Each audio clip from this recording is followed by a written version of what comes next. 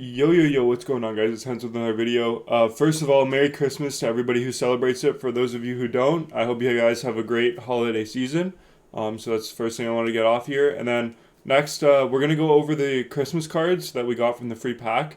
And then also, we're going to kind of go over what we should be buying for Team of the Year, like when we should be buying, what we should be buying, and kind of some of the panic that's going on in the market right now because of a few different things that have happened. So, I'm just going to claim my objectives real quick here because I haven't logged into the game for a couple days since I finished my champs run.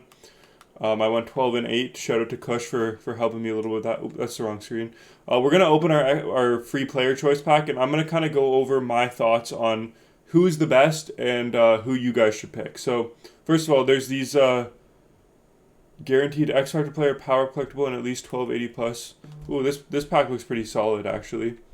For those of you who are looking to open points here for Christmas, this pack looks pretty solid. You get an X Factor and a power up collectible for 1,000 points, which is not too bad, and 1280 plus overall players.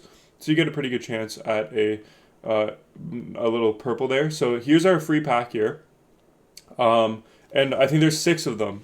So I'm gonna go through each one of them and kind of go over who I think is the best. And I know a lot of you guys have seen this, and probably a lot of you guys have taken your choice. But I'm going to kind of go over who I think is the best as a, mediocre player, and depending on your lineup too. Obviously, you want to take the player depending on your lineup. But this Jordan Eberle card, I think a lot of people are sleeping on him. He's got 90 endurance off the bat. He's got, pretty decent synergies and a really good shot, especially if you get shooting boost activated. If you don't have a Agile Dangler boost here, this card looks really solid. He's got great hands, he's got great shooting, he's got great skating across the board. I know he's 5'11", 190, but beauty backhand is a great ability. And if this guy's going to be playing high in your or lower in your lineup, and you can't afford to be activating a lot of ability points on him, getting beauty backhand on him is a great thing, because this card is going to be a wicked at scoring backhand goals, especially if you're coming out behind the net and you rip a backhand with him. Beauty backhand is such a great ability. Crosby's had it for the past few years. So you guys who have a stacked team, I think Jordan Eberle is a very solid option for you guys, and I think a lot of people are sleeping on him.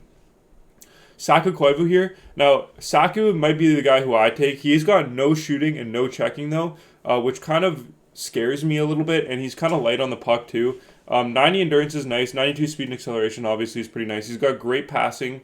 I'd put defensive boost instead of pass playmaking boost on him to get him to 99 faceoffs, but I think that having gold quick draw on him is like a game changer. I think there's not a lot of centers right now that have gold quick draw, and that are going to be as good as Saku Koivu is. So, and I'm a Habs fan, of course, for those of you who don't know. So I think Saku Koivu is a very solid choice. I really think he's really good because of that gold quick draw and 99 faceoffs. You're going to be winning every single faceoff with him, and especially if you didn't make like Messier or Sakic or Ron Francis, this might be the card for you to choose. I'm thinking of taking Saku Koivu to play him on my second line and putting, one of the players on the wings, probably Medano from my second line center to my first line wing, or my second line wing, and dropping Leclerc down to the third line. So I've been thinking about doing that with him because I think this is another really solid card now, and a lot of people are sleeping on him as a defensive center that's going to win your faceoffs. He's going to be fast and he's going to be able to pass the puck really well. David Jiricek is another great one. He's got that MSP out, and a lot of people like his MSP. This is maybe the player that I would consider taking if he's going to play a little bit lower in your lineup. Say you're like me and you already have X Factor, Makar, and O'Coin, and he would be on your third pair right D. This is the card that I would look at taking, just because he's got Silver Stick 'em Up, which is a very solid ability, especially being 6'4", and only 2 ability points on your third pair is not a lot to activate it, and he's going to be a great card in game. So I really like David Jiricek. Mika Zibanejad is another great one. Now, this is what I'll say about Mika. If you're going to be playing him higher in your lineup, I think Mika is the easy choice. If you're just getting the game right now, I think that this is the best one to take. Because he's going to be the most impactful on your team. He's probably the most meta card of all of them, 6'2", 202. He's got 90 balance and 90 strength. He can play center if you really want him to. He's got speed boost as well for those of you who need speed boost activated. I'm not one of them. I'm not trying to activate it, but it is a very good ability. Elite Edges, Beauty Backhand, and Gold Unstoppable Force. All 3 of these abilities are phenomenal. So if you're just starting your team out right now and you just got the game on Christmas, I think I would recommend taking Mika Zibanejad because I think he's going to be the most impactful one. Moving on here to Seth Jones. I think Seth Jones is probably all around the safest choice. However, if he's going to be playing lower in your lineup and you're not going to be activating Quick Pick on him or shut down for 4 ability points, I think that there is a case to make that you might want to take David Jiricek because Jiricek has Silver Stick 'em Up, and he'll be able to play in the bottom of your lineup, and you'll be able to activate Stick 'em Up on him. And compared to Seth Jones with no abilities, I think Jiricek with 2 ability points is better than Seth Jones with no ability points. However, if you don't have O'Coin, if you don't have Makar, if you don't have Doughty, if you don't have any of those 3 guys, I would recommend taking Seth Jones. And this is also saying you have good forwards right now. He's not going to somebody like Zibanejad would not be in your top 6. I think Seth Jones is the choice. But if he's going to be your third pair defenseman, I could see a case for Jiricek being there over him, just because Jiricek's going to be able to get 99 defensive awareness. He's got 90 body checking. So does Jones. He's got 91 strength. 86 endurance is a little bit lower, but he's got a more all around shot. He's got better hands. I don't know. There's a case for both of them. If you're American, take Seth Jones. If you don't like to support the Americans and you're a good Canadian boy, I would recommend taking David Jiricek if you need a right-handed defenseman. Marian Hossa here is another great card. He's kind of like Mika Zibanejad in the sense that he's going to be playing in your top 6 on the left side. So if you don't like Zibanejad, if you're say a Devils fan and you don't like the Rangers, or an Islanders fan, or you don't need a right-handed forward, say you just made Brendan Shanahan and you don't have good left-handed forwards, although I think left-handed forwards are a little bit of the deeper option in this game. I don't mind Marian Hossa as a choice. He's very good. 92 strength, 90 balance, 89 endurance is all very solid. 90 defensive awareness. He's got solid body checking for his size, 81. He'll be able to knock people off the puck with that 92 strength.